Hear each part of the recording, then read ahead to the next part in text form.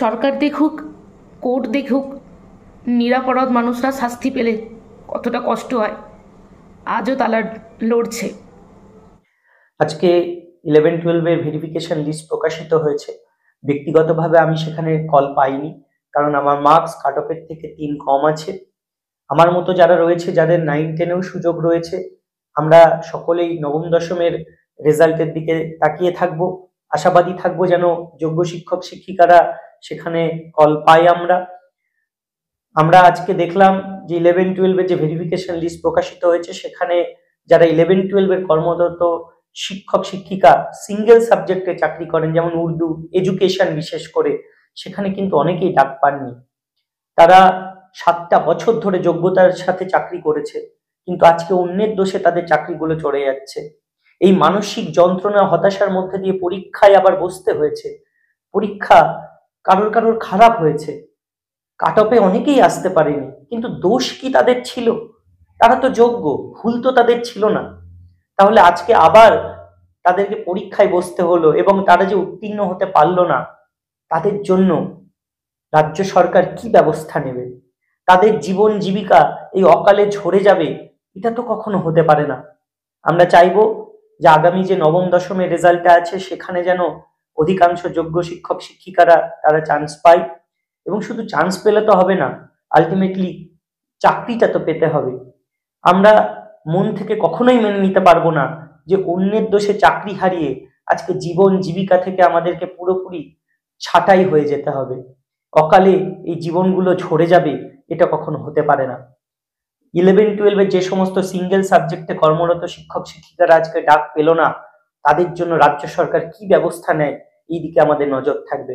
আমরা চাইবো যেন একজনও যোগ্য তার অধিকার থেকে বঞ্চিত না হয়, তার জীবন আর তার জীবিকা যেন সুরক্ষিত থাকে।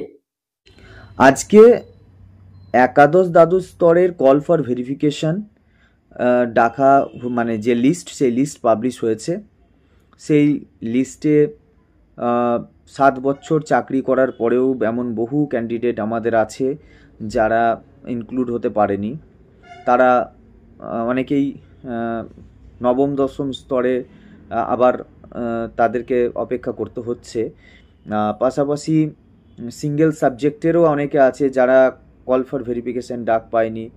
আমাদের যারা আমরা মানে এই আন্দোলন, কেস, দিল্লি, কলকাতা 24 ঘন্টা রাস্তায় পড়ে থেকেছি, তাদেরও অনেক ক্ষেত্রে অনেকেরই নাম্বার পর্যাপ্ত হয়নি। আর সেটা খুব স্বাভাবিক, মানসিক এবং শারীরিক, এবং 24 ঘন্টা পড়ে থাকার পরে সেটা হওয়াটাও সহজ নয়। এবার আমরা একটাই শুধু বক্তব্য আমাদের, যে একজন ডাক পেলো কল ফর ভেরিফিকেশনে, একজন পেলো না, একজন নেতৃত্ব পেলো কি, একজন সহযোদ্ধা পেলো না, ব্যাপারটা এর উপর দাঁড়িয়ে আমরা মূল্যায়নটা করতেই চাইছি না। আমাদের মূল যেটা দাবি, সেটা হচ্ছে 5 থেকে 6 বছর চাকরি করার পর, নিরপরাধ হওয়ার পরেও একটা প্রাতিষ্ঠানিক নিয়োগ অসঙ্গতি এবং এবং এবং বিচার বিভাগের বিচারের অসঙ্গতি, এই দুটো মিলিয়ে আমরা যে বঞ্চিত হয়েছি, তাতে আমাদের, বা আমরা যে ক্ষতিগ্রস্ত হয়েছি, তাতে আমাদের কিন্তু কোনো দোষ নেই। আমাদের কোনো শিক্ষক যেন কর্মহীন না হয়ে যায়, তাদের ভবিষ্যৎ, তাদের পরিবার, তাদের সন্তান সন্ততি যাতে মানে ক্ষতিগ্রস্ত না হয়, সেই দিকে আমরা মূলত ফোকাস করতে চাইছি। আমাদের একটাই ব্যাপার, যে আমাদের কে পেলো, আমরা যারা সামনের সারিতে দাঁড়িয়ে নেতৃত্ব দিয়েছি, শুধু আমাদের উপরে ব্যাপারটা মূল্যায়ন করলে তো হবে না। সবার, প্রত্যেকটা নিরপরাধ শিক্ষক শিক্ষিকা যাতে কোনো না কোনোভাবে কর্মহীন না হয়ে যায়, কর্মসংস্থানের মধ্যে থাকে, সেই ব্যবস্থা আমরা সরকারের কাছে দাবি করছি, এবং আমরা চাইছি যে কোনো মূল্যে তারা যেন তাদের ভবিষ্যৎ যেন তারা মৃত্যুমুখী না হয়ে যায়, সেটা আমাদের বক্তব্য। আমাদের মধ্যে থেকেও আমরা যেমন আমাদেরই নেতৃত্বস্থানে আমরা যারা আছি, আমরা সেই সময় সেই প্রিপারেশনে আমরা জেনারেল থেকে এমপ্যানেল হয়েছি, প্রচুর ওএমআর ম্যানিপুলেশনের মধ্যে থেকেও, প্রচুর র্যাঙ্ক জাম্পিংয়ের মধ্যে থেকেও আমরা কিন্তু সেই সময় ভালো র্যাঙ্ক করে জেনারেল থেকে চাকরি পেয়েছি। আজকে হয়তো আমাদের ক্যাটাগরিটাই ভরসা, যদি সেটা নাও হয়, আবার অনেকের সব কিছু মিলিয়েও তারা চাকরি মানে এই কল ফর ভেরিফিকেশানে আসতে পারছে না। সুতরাং আমাদের একটাই দাবি, একটাই জায়গায় আমরা সীমাবদ্ধ থাকতে চাইছি যে আমাদের প্রত্যেকের কর্মসংস্থান সুনিশ্চিত করতে হবে, যে কোনো মূল্যে, যে কোনোভাবে। রেজাল্ট পাবলিশ হয়েছে, এইসবে দেখলাম। হ্যাঁ, আমার নাম অবশ্যই এসেছে, আমি দেখতে পেলাম। তার জন্য একটু আনন্দ হচ্ছে যে সুপ্রিম কোর্ট থেকে বলা হয়েছিল মিডনাইট ফুয়েল বার্ন করে পড়াশোনা করতে। তো মিডনাইট ফুয়েল বার্ন করে যখন লাস্ট পর্যন্ত আমরা কোনো কিছু আর করে উঠতে পারিনি, তখন সেটাই করেছিলাম। যাই হোক, সেই রাত জাগা, দিনের সূর্য না দেখা, আজকে তার রেজাল্ট পেলাম। এখনও অনেকটা পথ পেরোতে হবে, ইন্টারভিউ আছে, ডেমনস্ট্রেশন আছে, কিন্তু বিশ্বাস করুন এতটুকু উচ্ছ্বাস বা কিছু নেই। কারণ বিনা দোষে একটা অসম পরীক্ষার মধ্যে বসেছিলাম, এই পরীক্ষা দিয়েছিলাম। আমরা কেউই চাইনি এই পরীক্ষাটা দিতে, কারণ আমাদের কোনো অপরাধ ছিল না। বারবার আমাদেরকে এই জায়গায় ঠেলে পাঠানো হয়েছে বিনা দোষে, বারবার বলছি বিনা দোষে। আজকে এত আন্দোলন, এত কিছু করেও যখন দেখতে পাচ্ছি কাছের মানুষগুলো তারা কাট অফ ক্লিয়ার করতে পারলো না, তাদের কি হবে?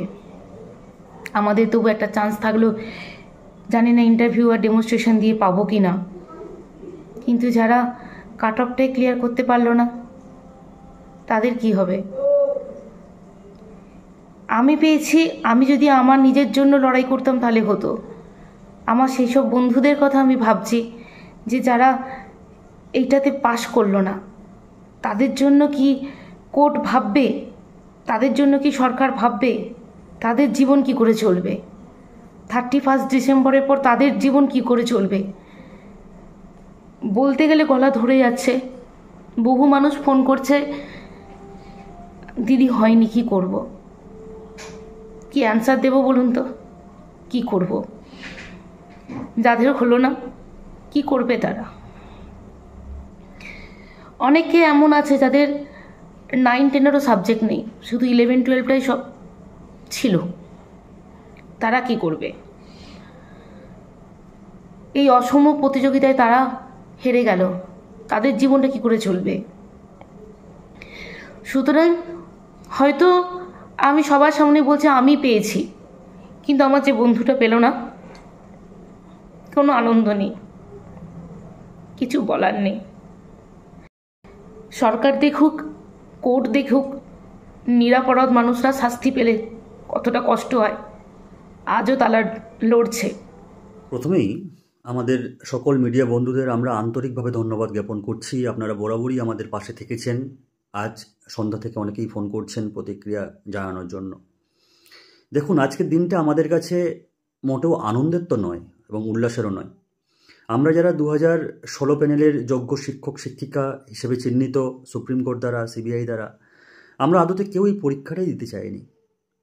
আমরা মানসিকভাবে অত্যন্ত মর্মাহত, আমরা কেউ মানসিক প্রস্তুতি নিতে চাইনি, পারিনি। আমাদের বিভিন্ন ধরনের সামাজিক গ্লানি, ক্লান্তি, শারীরিক অসুস্থতা আপনারা দেখেছেন। আমরা দীর্ঘদিন রাস্তার আন্দোলনে ছিলাম, আপনারা সঙ্গে ছিলেন আমাদের, এবং একই সাথে আমরা দীর্ঘ 2 বছর যাবৎ আইনি লড়াই করছি, এখনও করছি। সেই রকম জায়গায় দাঁড়িয়ে বিগত 14ই সেপ্টেম্বর একাদশ দ্বাদশের যে পরীক্ষাটি হয়েছিল তারই ফলপ্রকাশ কিছুদিন আগে হয়েছে। আজ তার ভেরিফিকেশন তালিকা বেরিয়েছে। সে তালিকায় আমাদের যোগ্য শিক্ষক শিক্ষিকার অনেকেই নাম রয়েছে, কিন্তু তার সঙ্গে এটাও বলতে হবে অনেক যোগ্য শিক্ষক শিক্ষিকার পরীক্ষা কিন্তু ভালো হয়নি। তার দরুন হাই কাট অফ থাকার জন্য অনেকেরই কিন্তু সেই তালিকায় নাম নেই এবং তারা অত্যন্ত বেদনাগ্রস্ত, বিষাদগ্রস্ত হয়ে পড়েছে। তাদের সকলের প্রতি আমাদের বার্তা, আপনারা ভেঙে পড়বেন না, মানসিকভাবে জোর রাখুন। আমরা সংঘবদ্ধ ছিলাম এবং আমাদের আইনি লড়াই এখনও চলছে। আমরা মনে প্রাণে কেউই এই 2025-এর চাকরি না, বরং আমাদের আজ থেকে 10 বছর পুরনো 2016-র যে সব সম্মানের চাকরি, সেই চাকরিটাই ফেরত চাই। এবং আমাদের সুপ্রিম কোর্টের দরজার সামনে আমরা এখনও দাঁড়িয়ে রয়েছি কিউরেটিভ পিটিশনের আর্জি নিয়ে। আমরা আশাবাদী যে আমাদের চাকরিটা, যারা আমরা যোগ্য শিক্ষক শিক্ষিকা রয়েছি, যারা আমরা কোনো রকম দুর্নীতি বা অনিয়মের সঙ্গে আমাদের নাম জড়িত নেই, আমরা ফেরত আসবো। একদিন আমরা এই অবিচারের বিরুদ্ধে ন্যায়বিচার পাবো। আসলে শিক্ষক সমাজের মধ্যে আমরা হলাম সেই ব্যতিক্রমী অংশ, বা হতভাগাও বলতে পারেন, যাদের সহজে দাগিয়ে দেওয়া হয়। এক সময় ওয়েটিংরা আমাদের বিরুদ্ধে দাঁড়িয়ে আমাদের পুরো প্যানেলটা ক্যান্সেল করেছে রাজনৈতিক ষড়যন্ত্রে বলে। আজকেও আমরা দেখছি যে ফ্রেশার্স, আমাদের ছাত্ররা, ভাই বন্ধুরা, অনেকেই 60-র মধ্যে 60 পাওয়া সত্ত্বেও তারা কিন্তু সেই তালিকায় নাম পায়নি, কিন্তু তার জন্য কিন্তু কোনো দায়ভার আমাদের কাঁধে এসে বর্তায় না। তাই আমাদের দোষারোপ দেওয়া বন্ধ করুন, এটা অনুরোধ থাকলো সকলের প্রতি।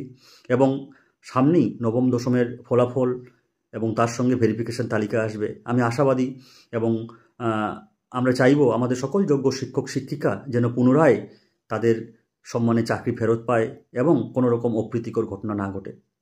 তাই আমাদের তাৎক্ষণিক প্রতিক্রিয়া এটাই যে আমরা এই ফলাফলে মোটেও সন্তুষ্ট নই। আমরা মনে প্রাণে আজও আমাদের 2016 প্যানেলের যে যোগ্যতা মানের যে ন্যায্য চাকরি, সেই চাকরিটাই ফেরত চাই।